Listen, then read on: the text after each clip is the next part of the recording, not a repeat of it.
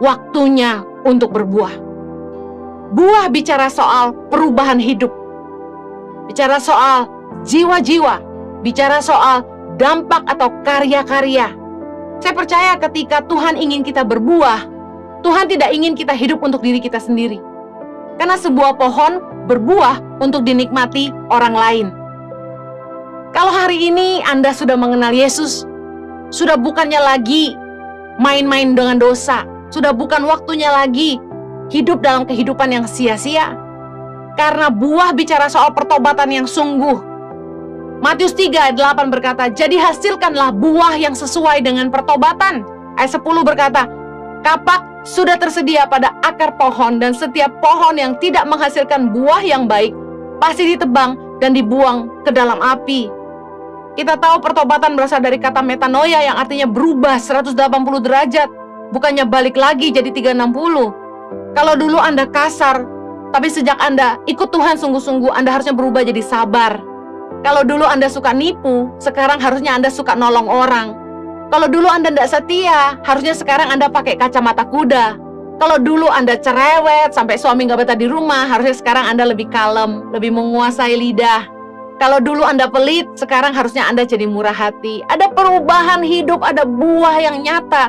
Karena firman Tuhan berkata gini, biarlah orang melihat perbuatan kita yang baik dan memuliakan Bapa yang di sorga. Kalau Anda ingin memberikan yang terbaik itu hidup Anda, mari bawa keharuman pengenalan Dia di mana-mana. Amin.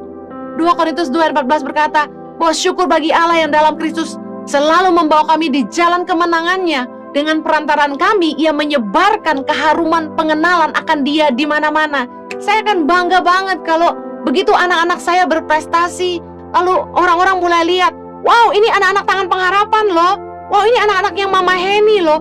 Saya akan bangga banget gitu. Tuhan juga mau bangga dengan kita.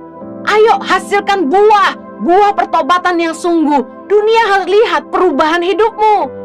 Istrimu harus bisa lihat perubahan hidupmu. Suamimu harus bisa lihat perubahan hidupmu. Anak-anakmu harus bisa lihat perubahan hidupmu. Waktunya berbuah. Mari saya ingin bawa Anda untuk melihat perumpamaan pohon ara yang tidak berbuah dalam Lukas 13 ayat yang ke-6.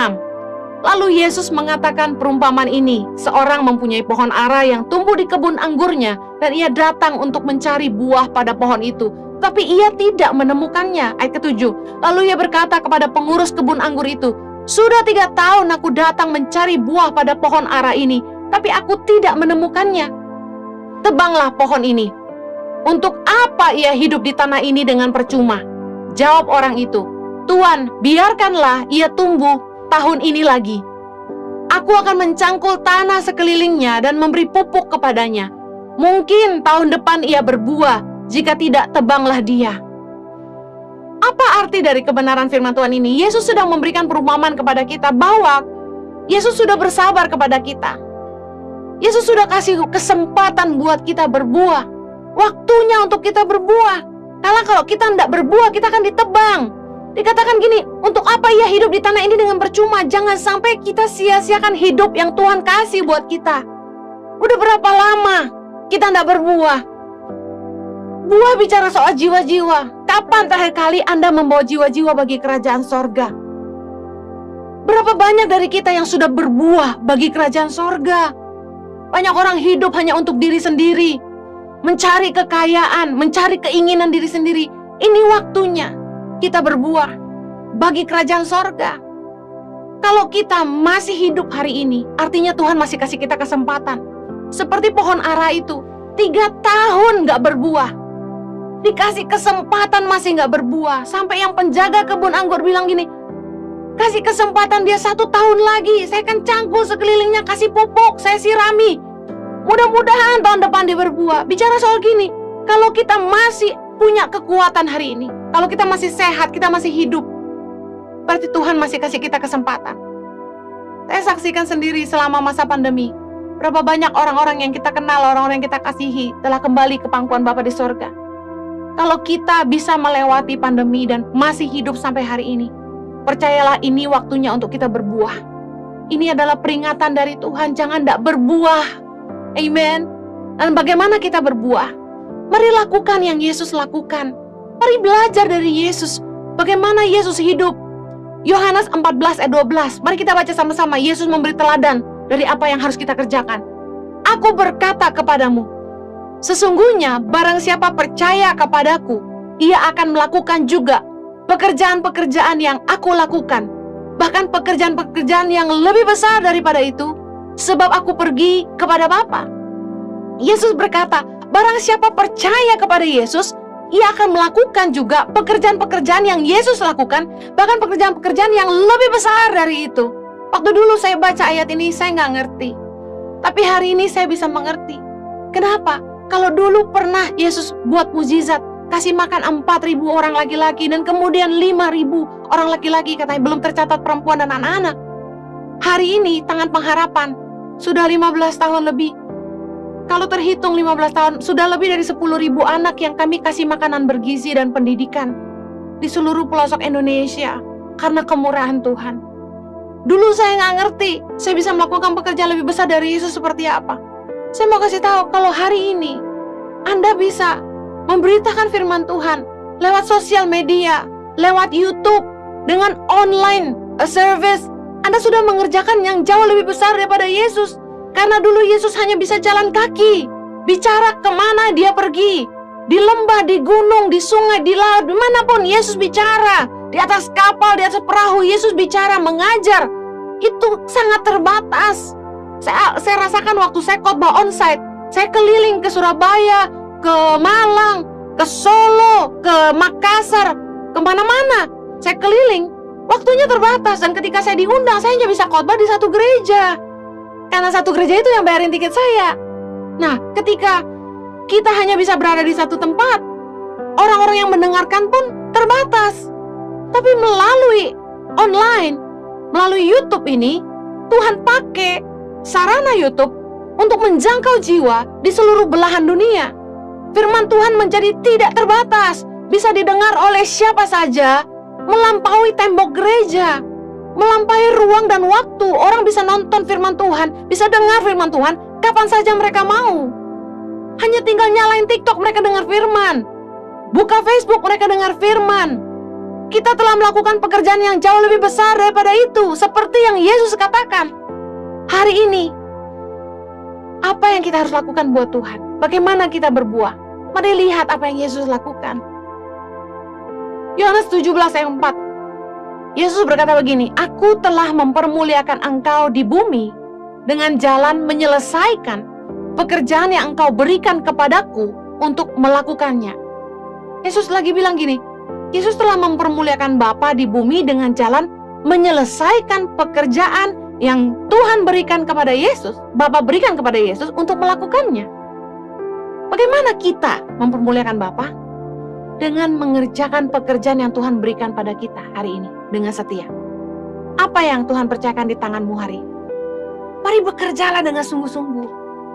Mari lakukan itu dengan setia. Mari terus kembangkan. Mari datang untuk melayani Tuhan. Yesus berkata dalam Lukas 10 ayat yang kedua bilang gini, katanya kepada mereka, tuaian memang banyak, tetapi pekerja sedikit. Karena itu mintalah kepada Tuhan yang empunya tuaian, supaya ia mengirimkan pengerja-pengerja untuk tuaian itu.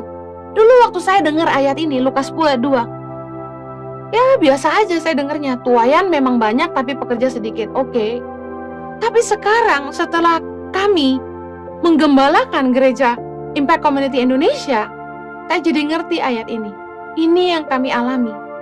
Waktu Tuhan mulai kasih di hati saya untuk berhenti khotbah keliling tahun Oktober 2019, saya mulai buat keputusan bahwa 2021 saya akan bikin, waktu itu saya bilang sama suami saya, Cyber Church. Dan tidak dinyana, Maret 2020 pandemi datang dan kami dikasih hikmat sama Tuhan untuk memulai ibadah online lewat YouTube pada tanggal 29 Maret 2020 yang berjalan terus sampai dengan hari ini karena kemurahan Tuhan. Dan dari jemaat online yang ada, saya mengajak mereka bertanya, adakah yang mau join Komsel, sel group online melalui Zoom. Ternyata saya tidak sangka peminatnya sangat banyak. Dan puji nama Tuhan kalau hari ini members online Impact Community Indonesia sudah mencapai lebih dari 1.700 orang. Dan ada 51 sel group Impact Family yang terbentuk Saya sangat bersyukur. Waktu pertama Tuhan kasih hikmat untuk saya memulai Impact Family, bahkan sampai Tuhan beri hikmat kepada saya bagaimana mengaturnya, yaitu per usia, per segmen. Jadi kami pisahkan youth pelajar, youth mahasiswa, yang profesional, yang couple, married couple, dan senior couple. Dan juga ada khusus Impact Woman untuk cell group woman terpisah sendiri.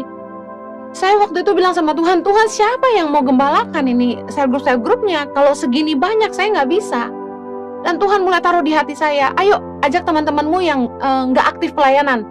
Saya mulai kontak teman yang sudah pasif, nggak pelayanan, udah lama. Saya bilang, ayolah melayani Tuhan lagi. Saya mulai tanya teman-teman siapa yang mau bantu. Lalu mereka dengan sukarela memberi diri untuk melayani. Saya percaya kalau sampai ada orang yang tergerak hatinya untuk datang melayani, itu Tuhan yang gerakan sendiri. Nggak mungkin karena saya. Semua Tuhan yang gerakan. Luar biasa, Tuhan kasih hikmat siapa-siapa aja orangnya. Dan mereka mulai membuka hati dan mulai mau mementor jiwa-jiwa yang Tuhan titipkan di Impact Community Indonesia. Nah, saya sangat bersyukur hari ini jiwa-jiwa itu terus bertumbuh. Mereka jadi seperti keluarga. Lucu di Impact Family itu bisa ketemu dengan orang-orang Indonesia dari berbagai kota, berbagai belahan Indonesia, bahkan dunia. Ada yang dari Taiwan, ada yang dari Papua, yang dari Manado, dari mana-mana bisa gabung dalam satu komsel. Mereka bisa saling tukar cerita, saling membangun, saling curhat, saling kasih nasihat. Keren banget. Ada kesatuan hati yang terbentuk di setiap komsel. Bahkan ketika ada yang sakit COVID, mereka rame-rame kirimin obat. Mereka saling memperhatikan, saling menjaga, dan saling menolong satu sama lain. Saya sangat diberkati.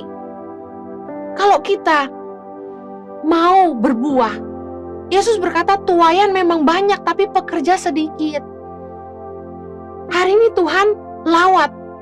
Pelayanan YouTube itu luar biasa dipakai Tuhan, bahkan TikTok, bahkan Instagram, bahkan Facebook, apalah nama aplikasinya.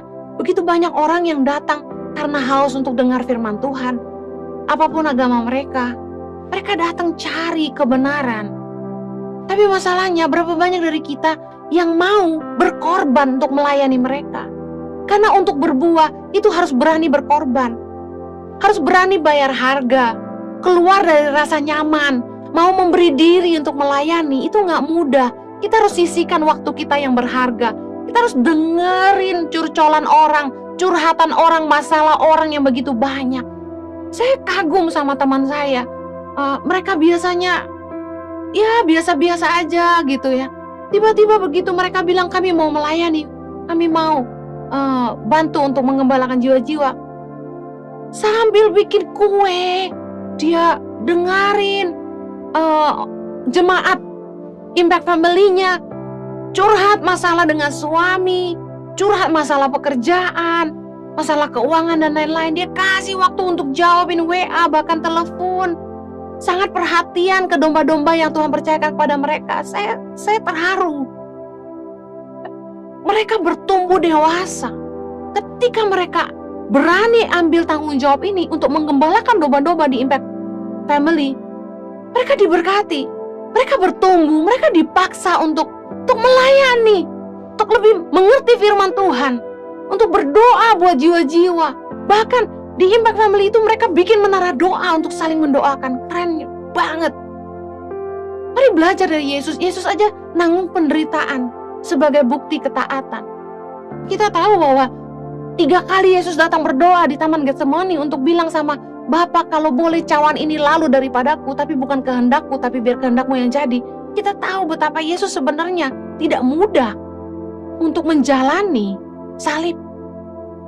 Seperti ibaratnya orang mau dioperasi, dia tahu bahwa sebentar lagi dia akan masuk ke ruangan operasi, dan sebentar lagi dia akan dibelek, dia akan dibelah dengan pisau yang tajam dan lain sebagainya.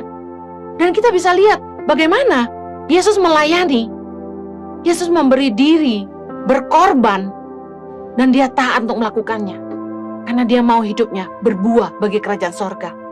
Berbuah buat jiwa-jiwa. Yohanes 12 ayat 23. Tetapi Yesus menjawab mereka, katanya, telah tiba saatnya anak manusia dimuliakan.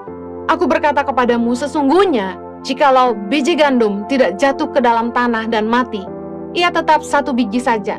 Tetapi jika ia mati, ia akan menghasilkan banyak buah. Barang siapa mencintai nyawanya, ia akan kehilangan nyawanya. Tapi barang siapa tidak mencintai nyawanya di dunia ini, ia akan memeliharanya untuk hidup yang kekal. Barang siapa melayani aku, ia harus mengikut aku.